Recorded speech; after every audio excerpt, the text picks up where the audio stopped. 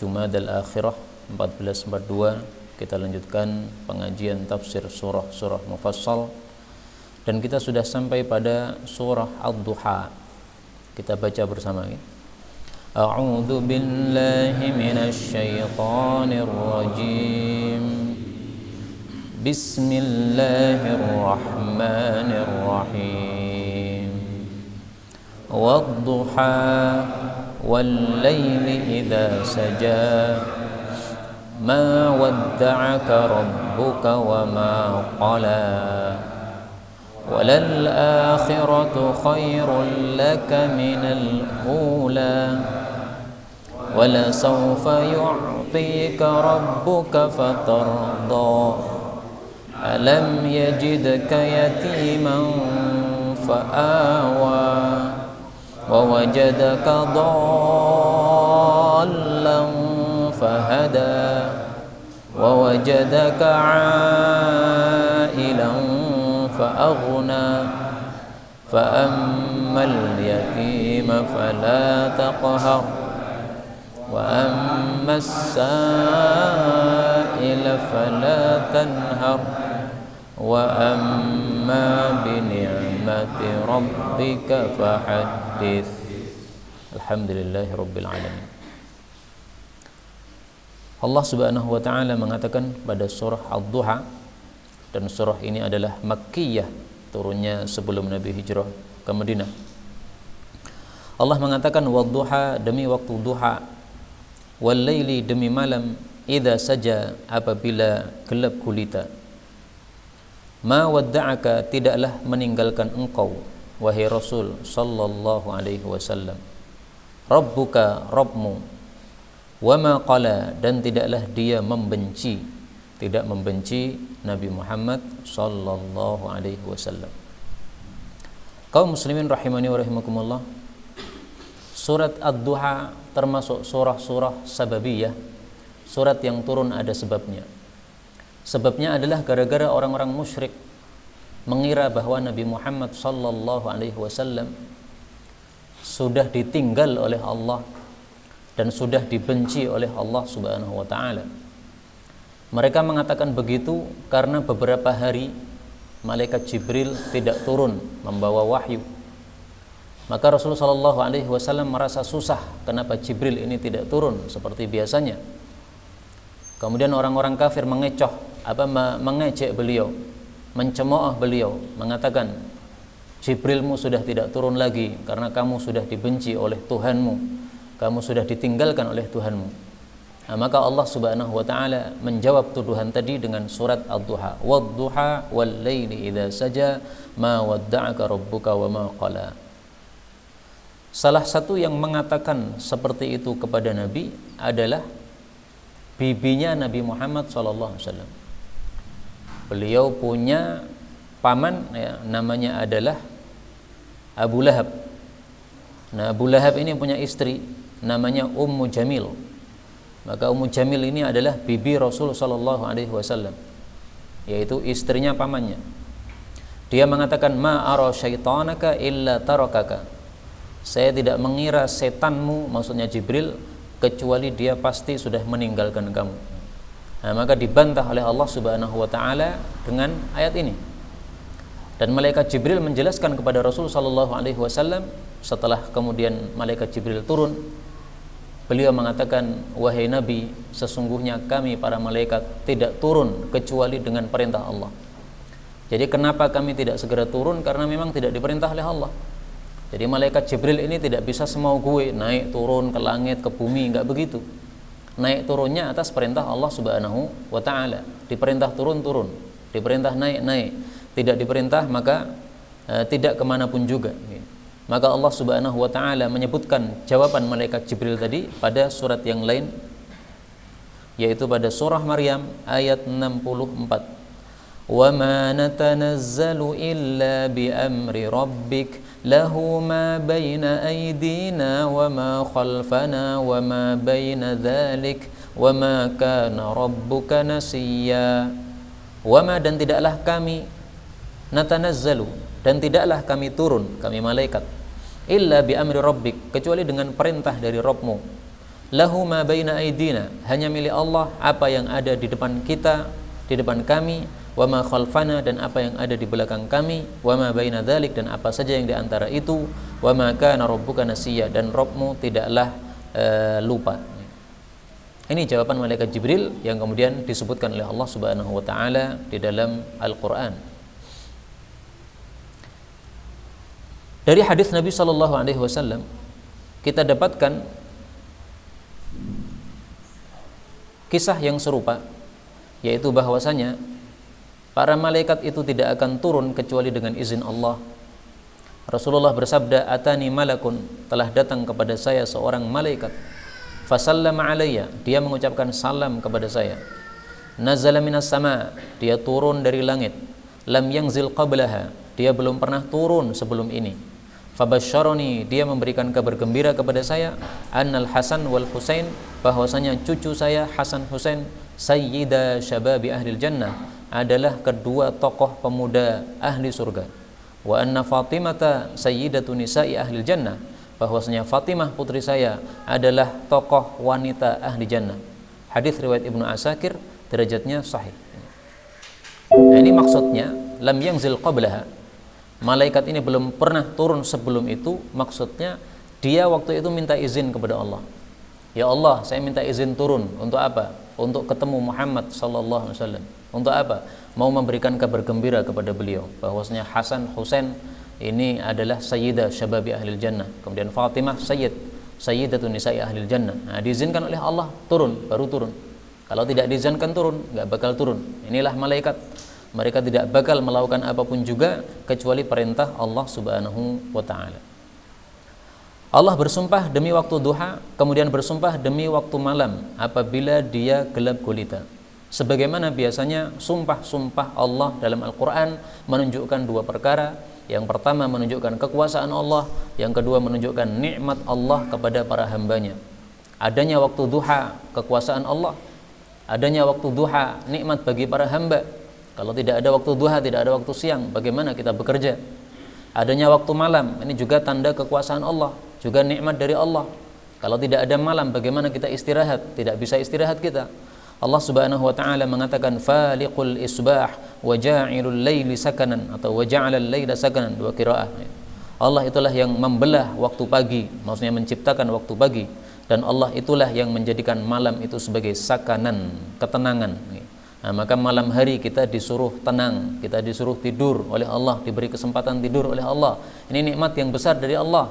Nah, sehingga sumpah-sumpah seperti ini sekaligus memberikan kita peringatan bahwasanya nikmat Allah Subhanahu wa taala sangat banyak, hendaklah kita mensyukurinya. Kemudian Allah mengatakan ma wadda'aka rabbuka wa ma qala. Allah tidak meninggalkan kamu, juga tidak membenci kamu. Artinya malaikat Jibril tidak turun beberapa hari ini bukan karena Allah benci, bukan. Tetapi karena memang belum waktunya disuruh untuk turun, sehingga tidak turun. Jadi Allah mengutus malaikat Jibril itu kalau ada sesuatu yang perlu disampaikan kepada Rasul sallallahu alaihi wasallam, baru malaikat Jibril turun memberikan penyampaian. Kalau tidak ada sesuatu yang diperlukan, ya tentu saja tidak turun. Maka sama sekali itu tidak menunjukkan Allah benci kepada Nabi Muhammad sallallahu alaihi wasallam. Kemudian kata-kata wadda'aka ini ada dua qiraah, boleh dibaca ma wadda'aka, boleh juga dibaca ma wada'aka. Berarti dalnya tidak usah ditasydid. Ma wada'aka rabbuka wa ma qala. Ya, ada dua qiraah, tapi terjemahnya sama, tidak berubah. Tidaklah Allah meninggalkan engkau wahai Nabi sallallahu alaihi wasallam, dan tidak juga membenci engkau.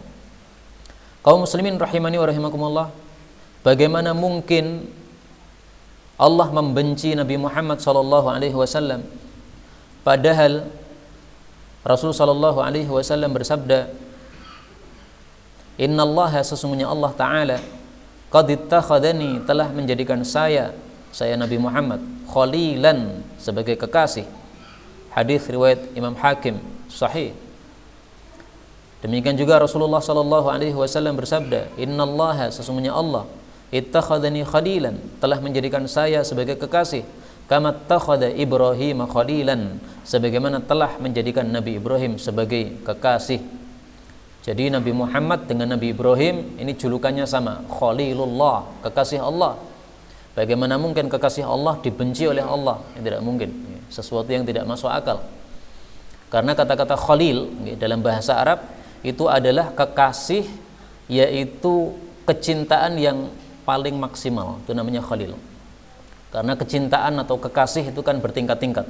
Ada kecintaan yang biasa, ada yang tingkat sedang, ada yang tingkat paling tinggi yang sudah tidak ada lagi tingkat di atasnya. Nah, itulah yang disebut khalil, tingkatan cinta yang paling tinggi namanya khalil.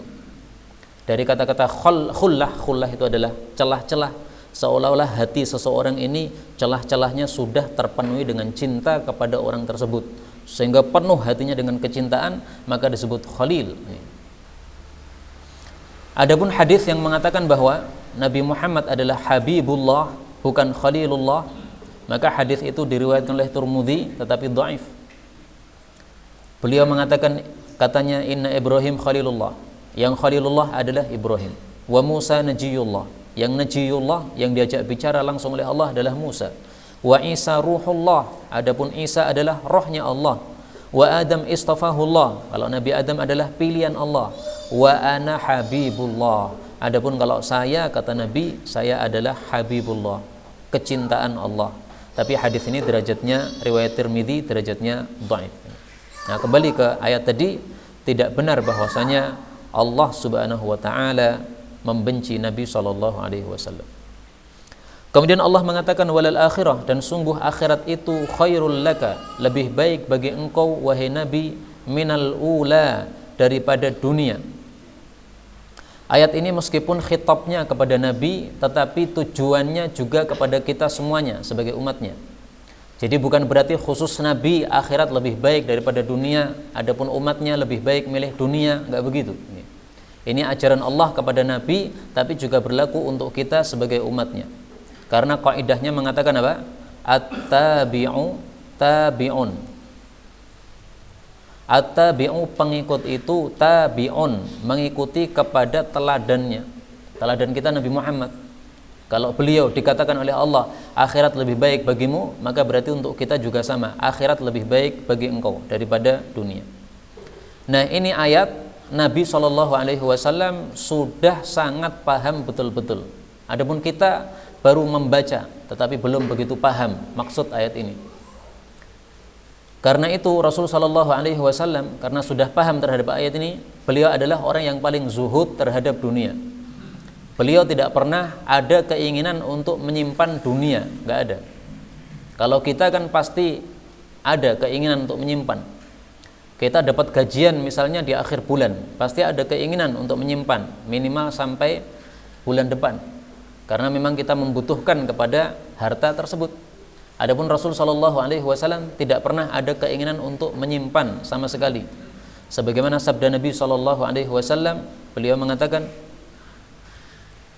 seandainya saya memiliki emas sebesar gunung, apa kata beliau?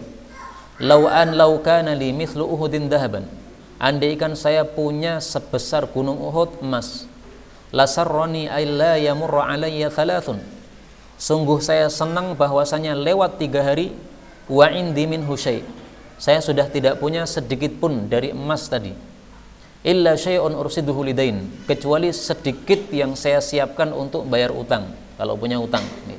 Hadis riwayat Bukhari sahih. Jadi Rasulullah SAW kalau punya kekayaan itu beliau maunya menyimpan maksimal 3 hari. Lebih dari 3 hari tidak mau lagi. Kenapa? Ini karena sudah sangat zuhud terhadap dunia, sama sekali tidak menoleh kepada dunia, sehingga kertas atau uang atau daun di mata Nabi itu sama aja.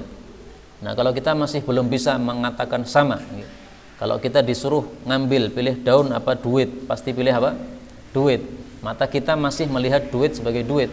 Kalau Nabi SAW matanya sudah sangat zuhud, sehingga beliau sama sekali tidak menoleh kepada dunia. Itu karena sudah diberitahu oleh Allah, walal akhiratu khairul laka minal ula, akhirat lebih baik bagi engkau daripada dunia.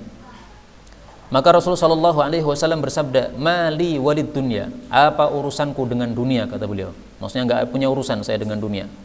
Ma'ana fid dunya, tidaklah saya di dunia ini illa karakibin, kecuali seperti seorang pengendara, istadhalla tahta syajarah, yang dia istirahat sebentar di bawah pohon, thumma roha, kemudian dia akan pergi, wa tarakaha, meninggalkan pohon tadi. Zaman dulu safar naik onta, lelah mampir di bawah pohon, mungkin istirahat 1 jam 2 jam, selesai lanjut perjalanan. Nah, dunia kata beliau seperti itu, sehingga tidak mungkin beliau membuat rumah yang megah mewah, tidak mungkin. Kenapa? Sebagaimana tidak mungkinnya orang yang istirahat di bawah pohon membuat rumah, karena dia tahu bahwasanya ini hanya mampir sebentar, lanjut perjalanan. Tujuan saya bukan di sini, tapi tujuan saya di sana. Setiap nabi sebelum wafat disuruh oleh Allah untuk milih 2 pilihan. Kamu pilih mati sekarang, nanti ketemu saya, atau kamu pilih hidup kekal di dunia.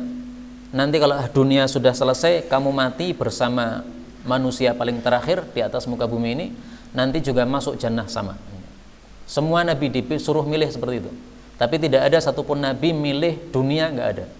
Termasuk Rasul Shallallahu Alaihi Wasallam ketika hampir wafat disuruh milih oleh Allah, pilih tetap hidup di dunia selama-lamanya, maksudnya sampai kiamat, baru nanti masuk surga, atau mati sekarang kemudian masuk surga sekarang. Nah, maka Rasul Shallallahu Alaihi Wasallam dalam hadis yang sahih disebutkan bahwasanya ketika ada pilihan tersebut, beliau mengangkat tangannya ke arah langit sambil beliau mengatakan, Allahumma ar-rafiqal a'la, Allahumma ya Allah ar-rafiqil a'la, atau fir rafiqil a'la, saya pilih pada teman-teman yang ada di atas. Fir rafiqil a'la, fir rafiqil a'la, diulang oleh Nabi sampai 3 kali. Inilah kalimat terakhir Rasul Sallallahu Alaihi Wasallam. Begitu beliau mengangkat tangannya begini, ya, sambil menunjuk ke langit, kemudian mengucapkan ini 3 kali, kemudian tangannya jatuh turun. Nah, ketika tangannya jatuh turun, kata Aisyah, ini berarti sudah wafat. Ini berarti beliau tidak memilih kita, tapi memilih untuk bertemu dengan Allah Subhanahu wa Ta'ala. Inilah zuhudnya pemimpin kita, Rasulullah Sallallahu Alaihi Wasallam. Beliau berpesan, izhad fid dunya, zuhudlah kepada dunia, tidak usah cintai dunia. Yuhibbakallah, supaya kamu dicintai Allah. Wa amman nas, adapun kepada manusia, fambid ilaihim hadha, maka lemparkan, maksudnya berikan kepada mereka harta ini, yuhibbuka, niscaya mereka akan mencintai engkau. Ini adalah perintah Nabi Shallallahu Alaihi Wasallam yang juga beliau terapkan, sehingga beliau tidak pernah menyimpan kekayaan sama sekali. Dalam hadis yang sahih disebutkan beliau menyimpan kekayaan untuk 1 tahun makan untuk istrinya. Betul, itu hadisnya sahih. Tapi para ulama mengatakan belum genap 1 tahun selalu simpanan makan itu sudah habis. Kenapa? Orang-orang miskin yang datang sementara baitul mal tidak ada isinya, oleh Nabi diambilkan dari harta simpanan beliau. Yang sebenarnya simpanan ini bukan untuk beliau, tapi untuk istri-istrinya. Kalau beliau nggak perlu menyimpan sesuatu karena sudah tawakal sempurna kepada Allah Subhanahu wa Ta'ala. Tapi supaya istri-istrinya hatinya tenang, maka diberi simpanan di rumahnya. Ini ada gandum cukup untuk 1 tahun. Tapi sebelum habis 1 tahun pasti sudah habis barangnya. Itu karena Rasul Shallallahu Alaihi Wasallam tadi sangat-sangat zuhud terhadap dunia, sehingga memberikan apapun yang diminta oleh orang-orang miskin kepada mereka. Maka karena beliau zuhud terhadap dunia seperti itu, maka dijamin oleh Allah mendapat ganjaran yang lebih baik. Allah mengatakan, wala saufa, dan sungguh akan yu'tika rabbuka, Rabbmu memberikan kepada engkau, fatarda, maka engkau akan puas dengan pemberian Allah Subhanahu wa Ta'ala. Yu'tika, Allah akan memberi Nabi. Memberi apa? Tidak disebutkan. Maka yang dimaksud adalah memberikan semua kenikmatan-kenikmatan yang nanti akan diberikan di akhirat. Termasuk diantaranya adalah al-maqamul mahmud, termasuk diantara adalah asy-syafa'atul uzma, termasuk diantaranya adalah telaga Kautsar. Telaga Kautsar ini Allah Subhanahu wa Ta'ala sudah menjanjikan dalam Al-Quran, inna a'tainakal kautsar, sesungguhnya kami pasti akan memberi kamu telaga Al-Kautsar. Jadi a'tainaka di sini artinya pasti. Kenapa diartikan pasti? Karena a'taina ini adalah fi'il madhi yang menunjukkan sudah terjadi padahal belum terjadi. Dalam bahasa Arab, kalau ada sesuatu yang belum terjadi tetapi diungkapkan dengan fi'il madhi yang menunjukkan sudah terjadi, ini maksudnya adalah kepastian, pasti akan diberi Kautsar. Maka Rasulullah Shallallahu Alaihi Wasallam pernah bertanya kepada para sahabat, atadruna mal Kautsar? Apakah kalian tahu apa sih telaga Al-Kautsar itu? Maka para sahabat mengatakan, Allahu wa rasuluhu a'lam. Beliau mengatakan, fa innahu nahrun. Kautsar itu adalah satu sungai. Wa'adanihi rabbi azza wa jal, yang dijanjikan oleh Allah kepada saya. Alaihi khairun katsir, padanya ada kebaikan yang sangat banyak. Huwa haudun, itu adalah satu telaga. Taridu alaihi ummati yaumal qiyamah, yang umatku akan datang kepadanya pada hari kiamat. Aniyatuhu adadun nujum, yang wadah-wadahnya atau ciduk-ciduknya itu sebanyak bintang-bintang. Fayukhtalajul abdu minhum, tapi ada seorang hamba yang kemudian dicabut dari mereka, yaitu tidak boleh masuk ke telaga ini. Fa aqulu rabbi, maka saya mengatakan, wahai Rabbku, innahu min ummati, sesungguhnya dia umatku, umat Muhammad, umat Islam. Fayaqulu, maka Allah menjawab, ma tadri ma ahdatsat ba'dak, kamu tidak tahu apa yang dia lakukan bid'ah-bid'ah setelah engkau. Nah, sehingga dilarang oleh Nabi untuk masuk ke dalam telaga Kautsarnya. Mudah-mudahan kita semuanya termasuk orang-orang yang minum dari telaga Kautsarnya Rasulullah sallallahu alaihi wasallam. Amin ya rabbal alamin. Kaum muslimin rahimani wa rahimakumullah, dari dua ayat ini kita ambil pelajaran bahwa siapa yang meninggalkan dunia karena Allah, maka Allah akan memberikan ganti yang lebih baik. Karena itulah para ulama mengatakan, man taraka syai'an lillahi awwadallahu lahu khairan minhu. Siapa yang meninggalkan sesuatu karena Allah, pasti Allah akan memberikan ganti kepadanya sesuatu yang lebih baik dari apa yang dia tinggalkan tadi. Nah, sebagaimana Rasulullah SAW, kenapa diberi telaga Kautsar, kenapa diberi syafaatul uzma, kenapa diberi maqamah mahmuda? Karena beliau tinggalkan dunia yang menjadi kecintaan setiap manusia, ditinggalkan. Kemudian Allah Subhanahu wa taala mengatakan, alam yajidka, bukankah Allah sudah mendapati kamu yatiman, seorang anak yatim, fa'awa, lalu Allah pun memberikan tempat. Maksudnya Allah Subhanahu wa taala memberikan pengasuh bagi Nabi Muhammad sallallahu alaihi wasallam setelah beliau yatim, yaitu ditinggal mati oleh bapaknya. Yang disebut yatim itu adalah seorang anak yang belum balik yang ditinggal mati oleh bapaknya, itu namanya yatim. Dan Rasul sallallahu alaihi wasallam memang yatim sejak beliau dalam kandungan ibunya. Ibunya belum melahirkan, bapaknya Nabi sudah wafat. Nah, maka disebut yatim. Kemudian fa'awa, Allah memberikan tempat, yaitu diasuh oleh ibunya dengan baik sampai usia 6 tahun. Setelah 6 tahun ibunya juga wafat, diasuh oleh kakeknya sampai usia 8 tahun. Setelah itu kakeknya juga wafat, diasuh oleh pamannya sampai dewasa, sampai menjelang hijrah. Jadi beliau sudah menikah, itu masih ada paman beliau, Abu Thalib.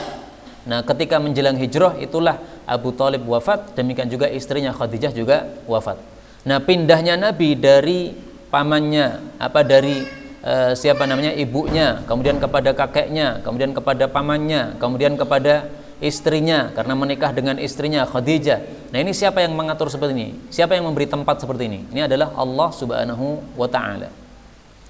Kaum muslimin rahimani wa rahimakumullah, dari ayat ini kita ambil pelajaran juga bahwasanya kondisi anak yatim itu malah kadang-kadang sangat bagus untuk kepribadian dia. Rasulullah SAW disengaja memang Allah menciptakan beliau yatim karena beliau akan menjadi seorang nabi. Yang seorang nabi ini tugasnya besar, bebannya berat, maka sejak kecil sudah disiapkan, yaitu sejak kecil sudah mendapatkan kesusahan hidup seperti ini, anak yatim. Kemudian diasuh oleh ibunya saja, kemudian setelah itu pindah pada kakeknya, pindah kepada pamannya. Nah, seperti ini kondisi kehidupan yang tidak nyaman seperti ini menyebabkan orangnya kepribadiannya jadi sangat kuat. Nah, sehingga karena itu dalam melihat suatu musibah hendaklah kita ambil nilai positifnya. Yatim ini adalah suatu musibah, satu ujian dari Allah Subhanahu wa taala. Memang dilihatnya negatif ya, tetapi ada sisi positifnya. Nah, positifnya hendaklah yang kita perhatikan. Allah Subhanahu wa taala sebutkan ini sebagai nikmat dari Allah Subhanahu wa taala. Kemudian Allah mengatakan wa wajadaka, dan Allah mendapati engkau dhallan, orang yang sesat, fahada, lalu Allah memberikan petunjuk. Yang dimaksud sesat di sini adalah bukan sebagaimana sesatnya orang-orang kafir menyembah berhala, minum minuman keras, berzina dan sebagainya, bukan. Karena Rasulullah SAW seumur hidup tidak pernah minum minuman keras. Meskipun waktu itu minuman keras belum diharamkan. Beliau seumur hidup belum pernah berzina sama sekali.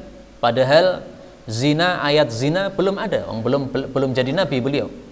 Tetapi yang dimaksud dhallan di sini, sesat ini adalah sebagaimana disebutkan pada ayat yang lain. Allah mengatakan, "Ma kunta tadri mal kitab wal iman." Kamu dulu tidak tahu apa itu kitab Quran, apa itu iman, enggak paham.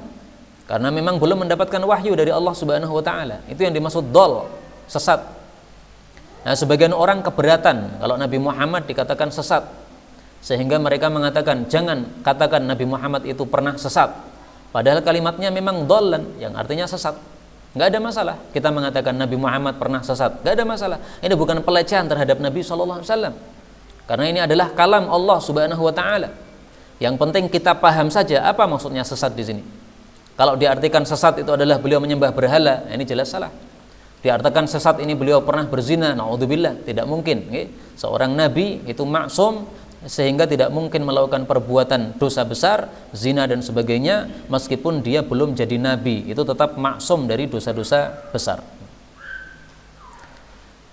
Sebagian ulama mengatakan yang dimaksud dhallan di sini, sesat, ini adalah suatu kasus di mana Nabi pernah dha'i'an, pernah hilang fi syi'abi Makkah, pada lembah di Makkah atau suatu lereng di bukit-bukit di Makkah, wa huwa shaghir, waktu itu beliau masih kecil, faraja'a, tapi kemudian bisa kembali ke rumahnya lagi.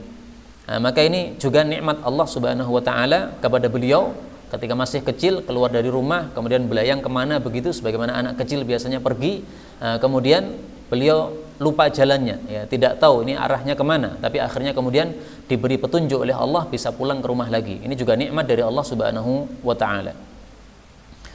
Allah mengatakan wa wajadaka, dan Allah mendapati engkau ailan, orang yang miskin, fa'aghna, lalu beliau memberikan kecukupan atau kekayaan kepada Rasul sallallahu alaihi wasallam. Apa yang dimaksud aghna, memberikan kecukupan atau kekayaan? Apakah kekayaan materi, duit, ataukah kekayaan hati? Nah, di sini Ja'an Ibnu Abbas, ada riwayat dari Ibnu Abbas bahwasanya dia menafsirkan kata-kata fa'aghna itu maksudnya faraddaka bima a'taka minar rizqi. Allah menjadikan Nabi itu puas, Nabi itu qanaah terhadap rizki yang diberikan oleh Allah Subhanahu wa taala. Dhahaba ila ghinan nafsi. Jadi yang dimaksud oleh Ibnu Abbas bahwa aghna di sini bukan kaya duit, tetapi maksudnya adalah kaya hati. Qanaah. Siapa yang membuat qanaah? Allah Subhanahu wa taala. Tetapi kalau diartikan aghna di sini kaya, yaitu duitnya banyak, itu juga tidak salah. Memang Rasul sallallahu alaihi wasallam duitnya banyak, memang. Ketika beliau menikah dengan Khadijah, berapa mahar yang diberikan? Dalam sejarah kita dapatkan mahar sangat banyak sekali. Berarti beliau punya duit yang banyak, maka berarti kaya itu.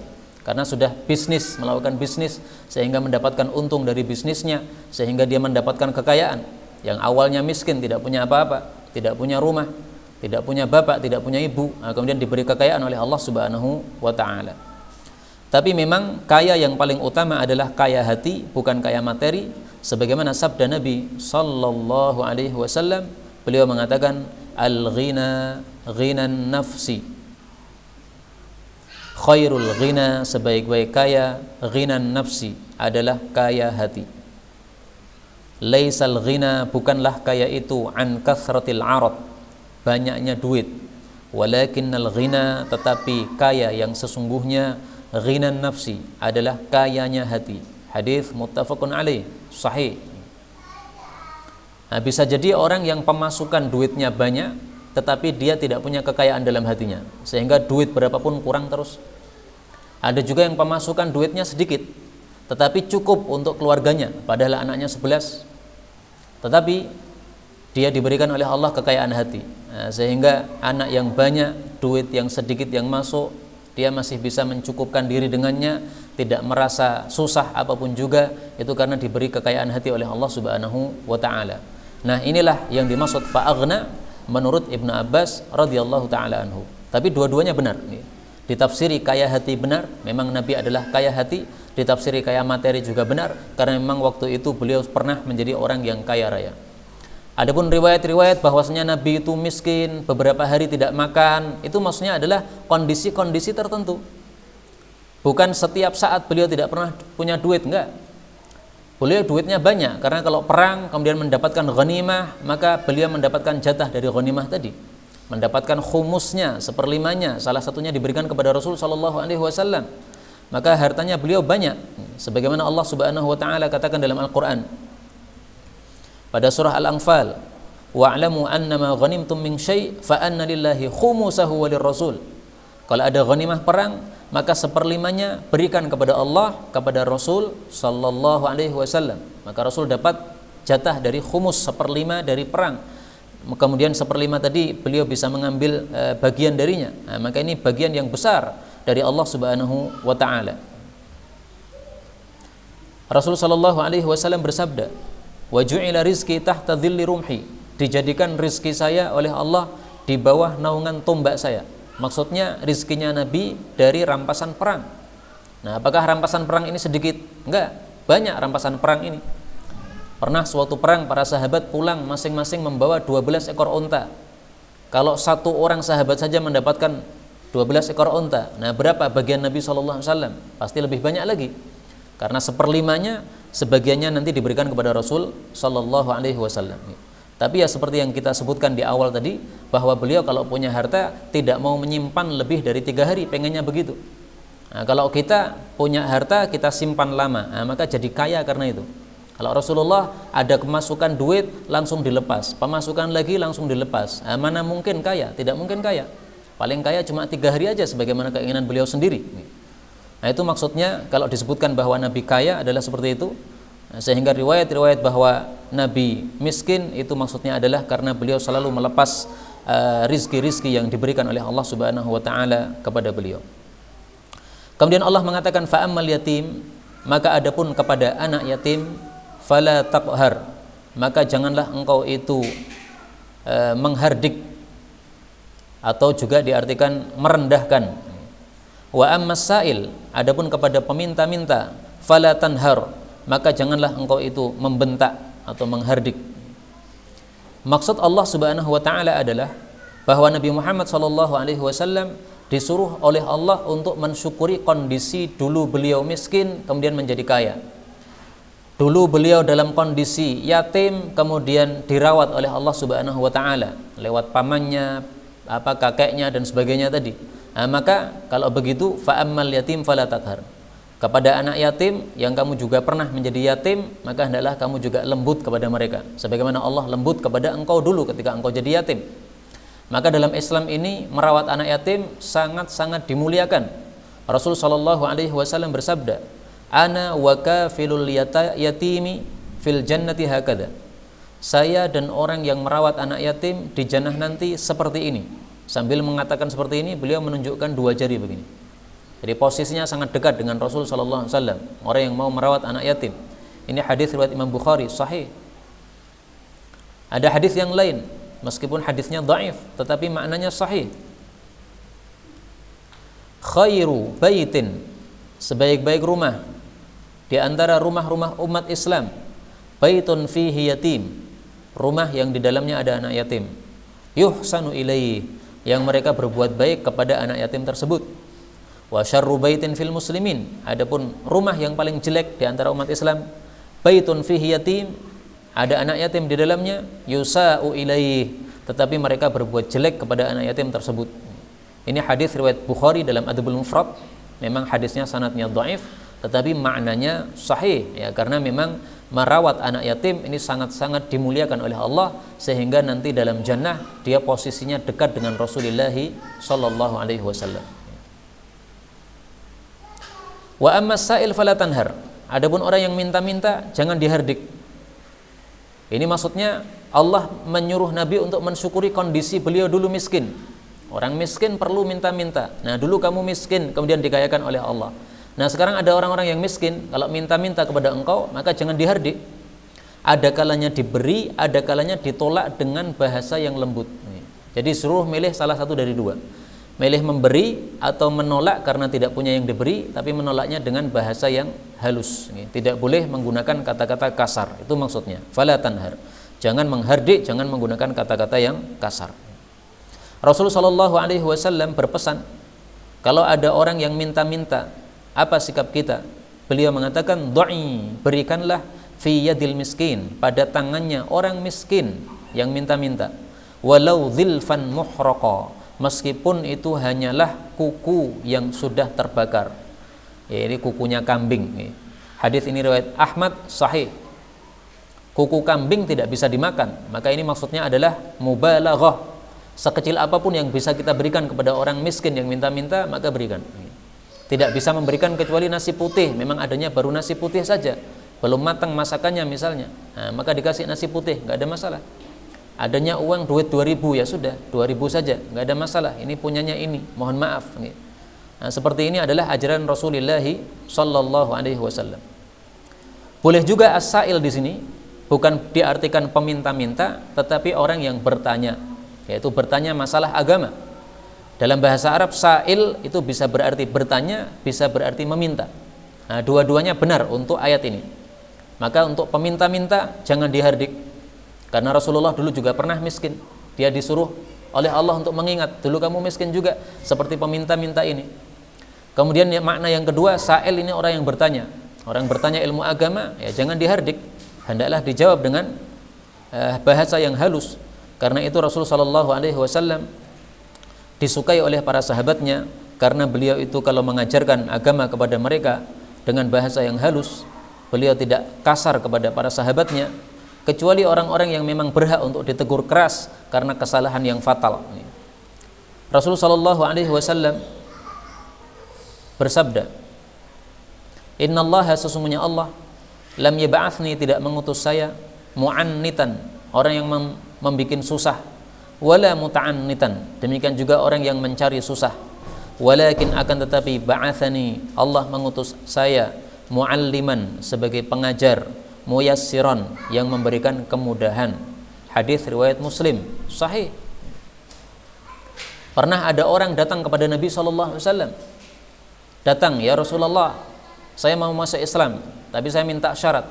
Syaratnya apa?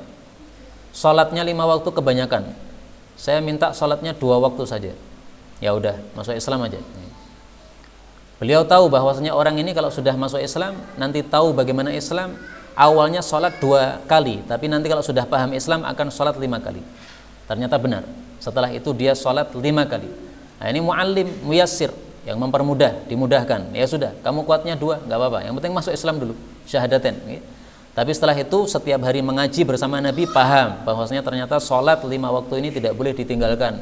Ditinggalkan hanya ngambil 2, ya berarti dia belum melakukan kewajiban. Akhirnya paham agama, akhirnya melakukan juga. Nah, ini contoh muallim muyassir, pengajar yang sangat memudahkan, Rasul Shallallahu Alaihi Wasallam. Kemudian Allah mengatakan, wa amma, dan adapun bi ni'mati rabbika, terhadap nikmat Rabbmu, fahaddits, maka ceritakanlah. Yang dimaksud nikmat Allah Subhanahu wa taala ini adalah semua yang diberikan oleh Allah kepada beliau, termasuk adalah bil Quran. Al-Quran ini nikmat Allah. Fahaddits, maka ceritakanlah Al-Quran. Artinya beliau disuruh untuk menyampaikan Quran. Tidak boleh beliau menyembunyikan Al-Quran. Karena itu satu ayat pun tidak pernah disembunyikan oleh Rasul sallallahu alaihi wasallam. Aisyah mengatakan, kalau ada satu ayat yang disembunyikan oleh Nabi, maka pasti ayat ini yang disembunyikan oleh Nabi, yaitu pada surat Al-Ahzab ayat 37. Allah mengatakan, wa ittaqulu lilladzi an'amallahu 'alaihi wa an'amta 'alaihi amsik 'alaika zawjaka wattaqillah wa tukhfi fi nafsika mallahu mubdih wa takhshan nas wallahu ahaqqu an takhsha. Kamu wahai Muhammad menyembunyikan dalam dirimu apa yang Allah akan tampakkan, dan kamu takut kepada para manusia, padahal Allah itu lebih berhak untuk kamu takuti. Kenapa kamu takut kepada manusia? Ini teguran Allah kepada Nabi Muhammad SAW. Nah, kata Aisyah, kalau ada ayat yang disembunyikan Nabi, pasti ayat ini, ayat 37 ini, karena membuat beliau malu. Beliau ditegur oleh Allah dengan teguran keras, kamu takut pada para manusia, padahal Allah lebih berhak kamu takuti. Kenapa kamu takut pada manusia? Tapi ternyata ayat begini juga tidak disembunyikan oleh Nabi SAW. Beliau suruh menyampaikan wahyu ini, beliau sampaikan wahyu ini. Nah, maka inilah praktek Nabi terhadap wa amma bi ni'mati rabbika fahaddits. Kaum muslimin rahimani wa rahimakumullah, nikmat Allah sangat banyak. Harta termasuk nikmat Allah. Karena itu praktek terhadap ayat ini bagi orang-orang yang kaya, menceritakan nikmat Allah adalah memberikan harta dari kekayaannya kepada orang-orang miskin yang membutuhkan. Termasuk nikmat Allah adalah ilmu. Maka orang-orang yang sudah belajar agama, paham, berilmu, maka dia harus menyampaikan ilmunya. Itulah praktek dari wa amma bi ni'mati rabbika fahaddits. Ilmu adalah nikmat Allah. Maka fahaddits, disampaikan. Kalau ilmu tidak disampaikan, berarti belum melaksanakan perintah Rasulullah sallallahu alaihi wasallam. Beliau mengatakan, "Ballighu anni walau ayatan." Sampaikanlah dari saya meskipun hanya satu ayat.